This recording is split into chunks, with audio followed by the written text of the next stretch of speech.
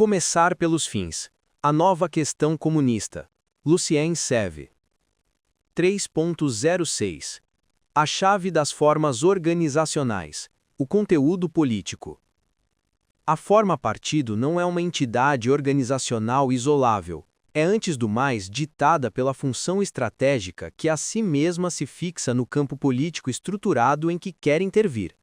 Esta é a única ótica em que se pode quer pensar a crise histórica do PCF, quer imaginar um tipo de organização que permita levar muito mais longe o combate comunista dos nossos dias.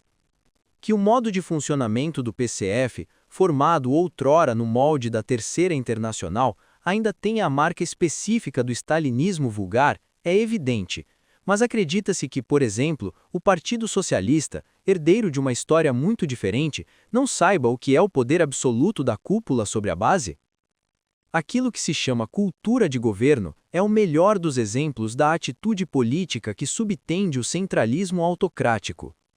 É capital vê-lo claramente. O segredo da forma partido agora exangue não pertence só ao passado. Se pertencesse, o problema seria, aliás, fácil de resolver, mas reside num modo atual de entender e praticar a política, coisa que a ritual incriminação de Lênin e do tão longínquo leninismo esconde completamente. Seja, por exemplo, a onipotência do primeiro secretário, que é um importantíssimo traço da forma em causa. Vamos, no caso do PCF, entroncá-la em Lênin ao arrepio de qualquer verdade para declarar sua obsolescência e decretar seu abandono? Seria uma decisão totalmente inoperante se não identificássemos nem combatêssemos aquilo que faz a atual vitalidade da instituição, ainda mais acusada do que no tempo em que o partido de Maurício Torres também era o partido de Marcel Cachin, de Jacques Duclos ou de Benoît Frachon. Ora, como poderemos deixar de ver que a personalização da direção do partido foi exacerbada como nunca pelo presidencialismo da Quinta República e, de modo conexo, pelo vedetismo midiático que é quando muito concedido, no caso do PCF, a um único dirigente? Lá para o fim do seu livro Democracia, Georges Marchas revelava que quando ao PCF era proposta uma grande emissão política, era com a condição de ser Georges Marchas, senão adeus emissão. E o autor, ao mesmo tempo que exprime a sua oposição a isto, pergunta: poderemos nós recusar as raras ocasiões de dar a conhecer nossa opinião na televisão? Confessando que não via francamente como escapar a essa imposição. Todo o problema está aqui, é óbvio, e não vamos voltar a isso, tanto mais que a questão tem um alcance absolutamente geral. Tomadas de posição mais importantes, condução das conjunturas de maior relevo, escolha das candidaturas essenciais, negociações de cúpula, toda essa atividade que a direção tende a realizar, e como fugir a isso, embora tente fingir o contrário, em função de dados que estes ignoram, de condicionalismos que lhes escapam, ou até de critérios não expressos e que eram capazes de os siderar. Tudo isto no quadro soberanamente pré-estabelecido da política alienada de que o autocratismo não passa, ao fim e ao cabo, de um corolário. Ainda ouço esse grito de alma de Georges Marchas, numa sessão do Comitê Central em que choviam críticas sobre a parca democracia na cúpula.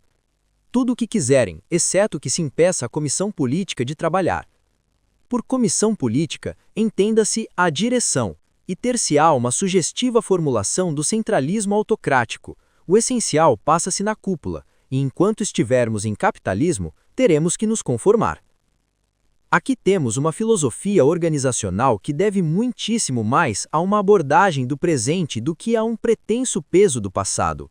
E é na natureza desta abordagem presente que se joga toda a questão da forma partido.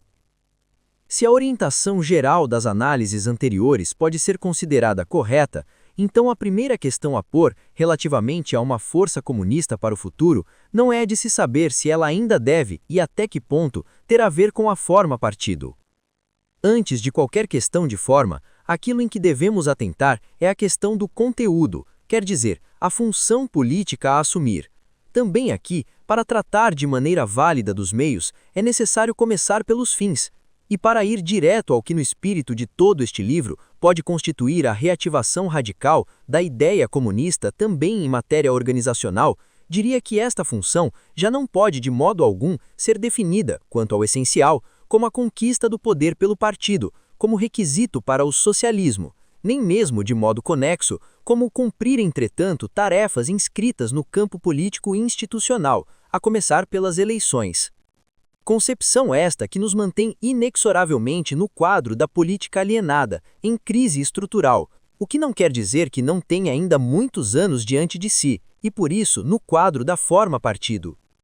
De um modo fundamentalmente diferente, esboçado no capítulo anterior, essa função reside no encertar imediato de todas as desalienações, em que os próprios indivíduos começam a reapropriar-se dos seus múltiplos poderes sociais, construindo nos mais diferentes terrenos uma hegemonia favorável às superações concretas do capitalismo e da sua lógica.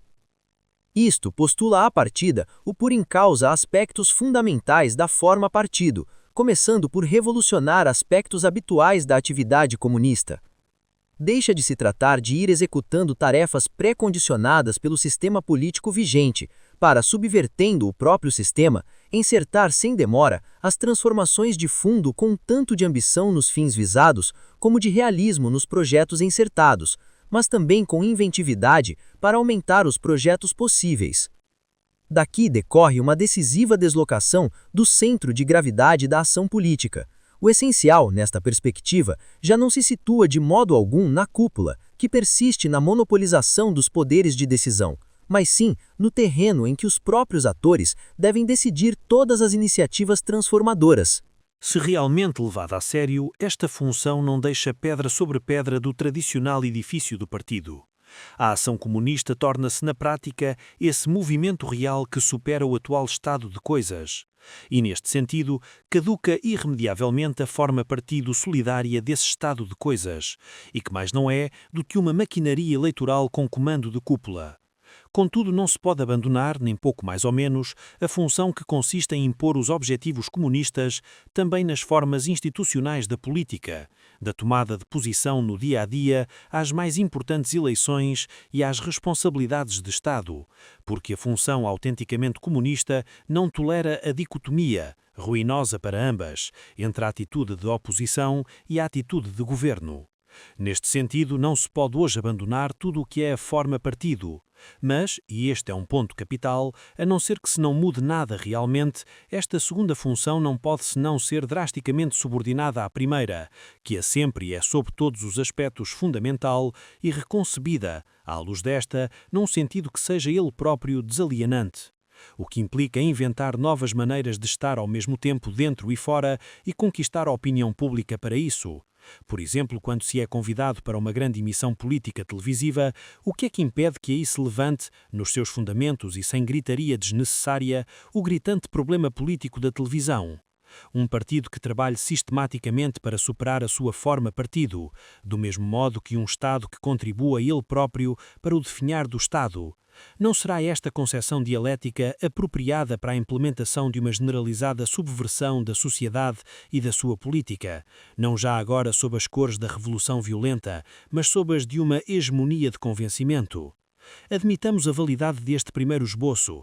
Trata-se não só de fazer política diferentemente, mas também de a fazer para uma coisa diferente, a única capaz de a tornar de novo apaixonante. Surgem então as difíceis questões da organização. Como servir este novo para quê? E, para começar, será realmente necessária uma força comunista organizada para este fim? Porque, em suma, não se limitar a confiar nos movimentos sociais que crescem por si próprios no terreno, do que não pode continuar assim? É a questão primordial, que continua incontornável e que Lenin tratou outrora: espontaneidade e organização. À sua resposta, dialética quanto baste, o stalinismo não tardou a substituir uma brutal unilateralidade. É a direção do partido que decide as ações que devem ser empreendidas ou combatidas, concepção autoritária do movimento de massas que levou durante demasiado tempo e pagando um enorme preço o PCF a ignorar tantas grandes causas emergentes, do feminismo à ecologia, tantas novas aspirações, da autogestão à libertação sexual, tantas refrescantes formas de ação, do sit-in à contraperitagem. Não é, pois, de espantar a inexorável desafeição militante pela qual se exprime a senescência do partido tradicional. Desafeição que, claro, não deixa de ter uma relação com evoluções socioculturais externas, mas cuja razão determinante deve contudo ser procurada nesta lógica interna, de que já Rosa Luxemburgo tão bem se apercebeu em 1913, em Problemas de Tática. CF Rosa Luxemburgo Textos, Edições Sociais, 1982. Seria um erro fatal, explicava ela, imaginar que doravante a organização social-democrata se tornou a única depositária da capacidade de ação histórica do povo, como se este não passasse de um lastro inerte.